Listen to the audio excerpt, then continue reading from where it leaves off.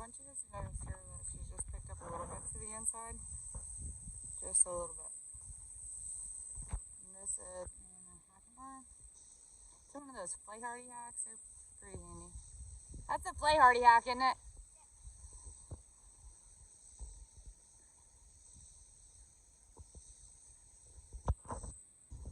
So I don't normally lope around too long unless you have like a specific reason to. So if I have one that's like kind of fresh for a minute and they need it, I will. But otherwise, I just kind of lope them around a little bit so that they're not like totally gassed out on the barrel pattern.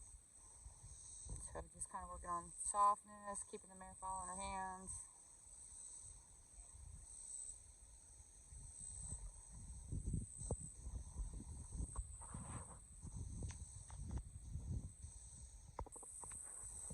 Okay, when she changes direction, she's moving the shoulders. This horse specifically kind of wants to drop in a little bit sometimes on the barrels. So we want to work a lot on keeping that nose soft and moving those shoulders in and out. So I would move shoulders on this horse every day.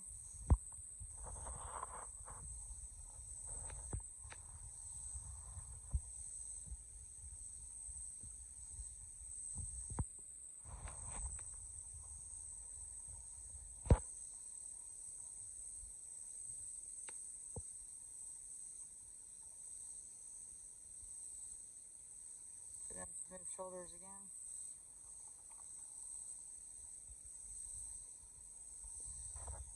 Moving her off. This is pretty good too because this is a little harder in the hackamore.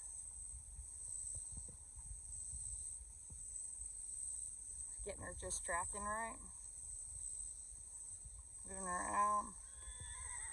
I do an exercise called like a figure. It's a figure eight with this inside rein, so that's what she's doing here. So to the inside and to the outside with just the single rein. So see a pretty slight movement, just keeping that mare paying attention.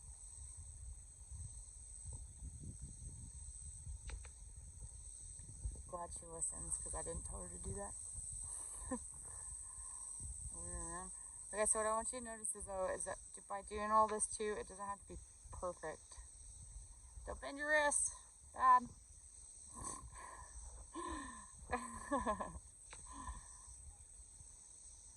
Just keep that mare paying attention. So when she's warming this mare up, it's with a purpose. Everything that she's asking this horse to do, you're doing something the mare's having to think about what's happening. Check out the approach here. Where you going, pony? Okay, so she's just gonna loop around. So she changed leads there. Catch the lead correctly again. Good. When it's right, then we'll let her go on. We're gonna change leads in there.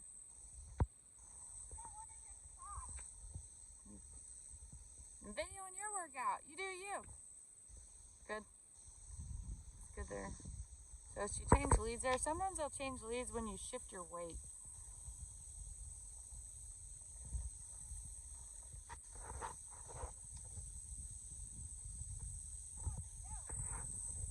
She's a racehorse. Okay, so here she just picked up to the inside again. Keeping the nose.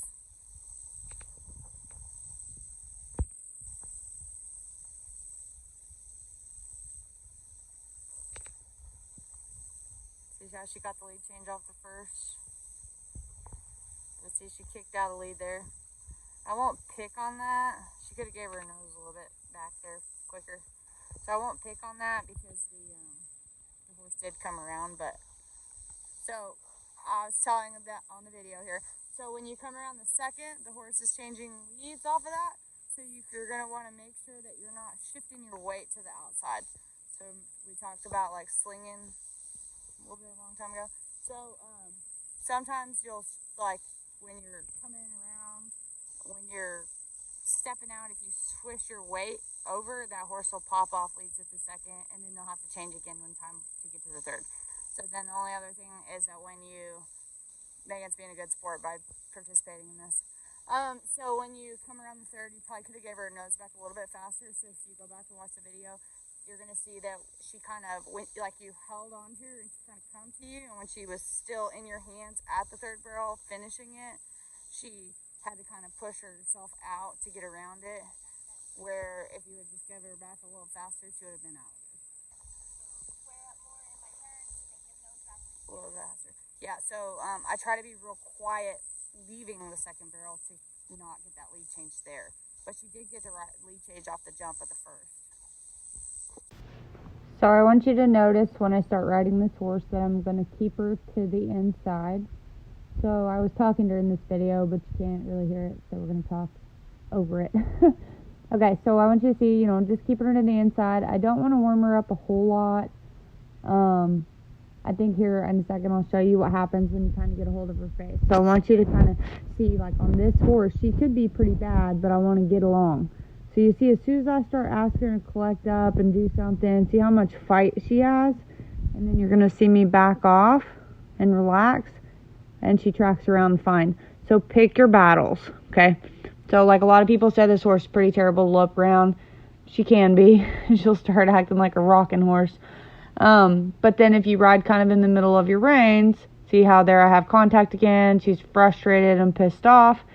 And then I'm going to relax my hands again like an old lady. She goes right back to loping, okay? So this is a kind of a cool horse because you got to kind of learn how to get along. All right, as we go on, so I'm entered tomorrow night at a rodeo, and so I want to kind of clean up my first barrel. You're going to see how I keep her on the inside rein here. Okay, I'm going to go ahead and bring her up. So see, same thing, keeping her to the inside rein. Okay, she's kind of tracking around but breaks gait, so I'm going to kind of make her correct. So what I'm working on here is pushing her feet in the right spot. So she's not wanting to drag that shoulder around. So see, now I'm going to like counter arch her around the barrel. I think I've told a couple of you to work on that this week. So that's what I mean when I'm like push their shoulders around. Okay. On this horse, I really don't have a lot of problems with the second and third. So I'm not going to spend a whole lot of time on that today. So again, goes good. Keep her very to the inside. Just put my feet kind of where they need to go. Not a big deal, pretty low stress. Okay. Now today, specifically, I need to clean up that first barrel. So this is my workout for that. So see again, having her picked up to the inside. Okay, I'm gonna make her wait for me because that's where I think she's setting a little like a second too early. She's kind of wants to drop and not come around. Okay, so I'm gonna snatch her as soon as she makes the mistake. So I let her make the mistake coming in, and I'm going to fix it. Okay, now I'm asking her to stop here, and we counter arc her off. Okay, that's the only way you will see me come off the pattern is to stop and counter arc off. Okay, I'm going to ask her again to come up in here. She's anticipating that turn too much. She dropped on me. I'm going to push her back out. Okay, so she's pissed off, but too bad. Okay, I'm not going to let her turn because all she wanted to do was turn there. So now we're going to come back again, picked up to the inside. Okay, remember I'm specifically working on my first barrel here, making her wait on me. Okay, so not too bad there. She's still a little irritated. She don't like to slow down. Okay, so now here I'm going to slow her down, put her feet back in the right place. She needs to kind of get over it. She gets mad at me when I have to swing on her, so some of this she needs to get over a little bit. Okay, I'm just going to ask her to relax.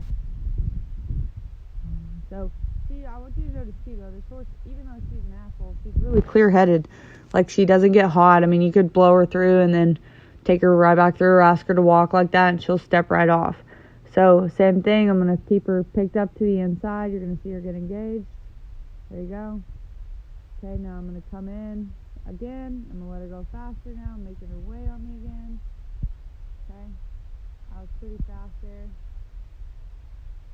But I think what I felt there is kind of hung on me a little bit and then out. So I'd like to see her think about down and around. So slow down and relax. Move her back around the inside.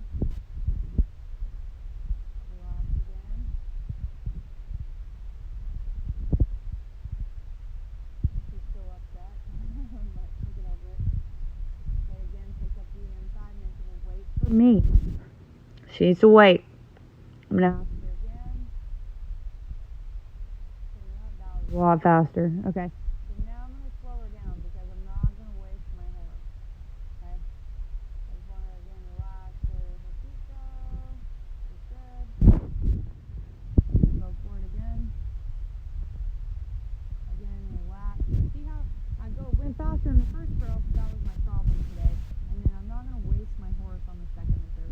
So I don't need to keep drilling her and drilling her and drilling her. We're pretty close to the end of my workout here. I'll probably walk her through one more time. But I want you to see, like, going through that, don't waste your horse. If you're working on some kind of specific pattern, don't waste your horse. So work on your barrel. If I need to work on the second barrel, I might go and trot around the first barrel and then cruise up to the second barrel and work on that. Or, trot around the first two and then cruise up to the third barrel and work on that. When I'm working to fix one specific problem, okay, I'm just going to work on that. So don't run your horse through 47 gajillion times because you'll wear him out and you're not going to accomplish anything. So I want her to have enough energy to do what we need to do and then go on from there. So I hope you guys enjoyed. So this was most of her workout. I took her back through like one more time walking around and that was it. So on the clock here, it was like 5 minutes. So in 5 minutes, I could accomplish what I needed to do. And then I'm just going to kind of sit around on her a little bit after this. And then I put her up and got on the next horse. So this was kind of our 2 workouts for these horses. Both these horses, the other one is a futurity horse, so she's coming along. And then this one is one that I'm running now. So it's not a whole lot of time on them, right? It's we just are on them to accomplish our goal. So as long as I accomplish my goal for that day, I'm totally good with that and I'm going to get off. So I don't want to wear her out and make her sore and frustrated, when I'm up tomorrow night at a rodeo. So that's kind of my tips for today. And let me know what you guys think and if you have any questions. And here at the end, I have no clue what I'm saying on the video because I had to do it. So